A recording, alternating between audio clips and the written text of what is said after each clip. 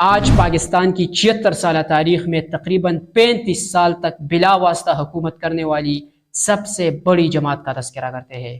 اس جماعت کی پاکستان مخلصی ایوب خان سے شروع ہوتی ہے، جس نے سب سے پہلے بڑبیر کے مقام پر امریکہ کو فوجی چھاؤنی فراہم کی، بعد ازاں امریکہ کے ساتھ گٹھ جوڑ کر کے ملک کی تاریخ کی پہلی مارشل لا لگائی۔ اس جماعت کے دوسرے محب وطن لیڈر جنرل یحییٰ خان، جنہوں نے 3 سال کے قلیل عرصے میں ملک دولخت کیا۔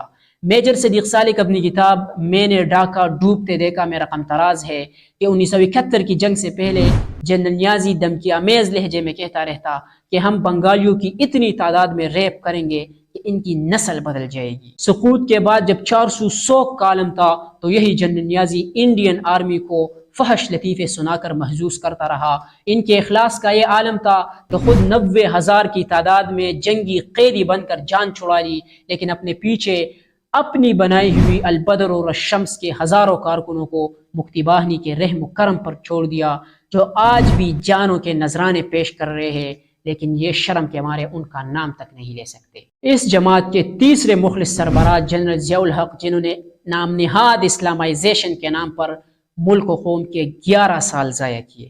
آخر میں اس جماعت نے پاکستان کو ایسا لیڈر فراہم کیا جس نے پورے پاکستان کو امریکی کالونی میں تبدیل کیا۔ اس کے زمانے میں پاکستان ملک کم جبکہ امریکی چھاؤنی زیادہ لگتی تھی۔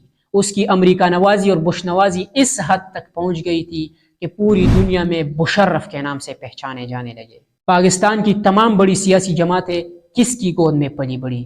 کس نے سیاست کو غلاظت کا ڈیر جبکہ پارلیمنٹ کو ربڑ اسٹیمپ بنایا؟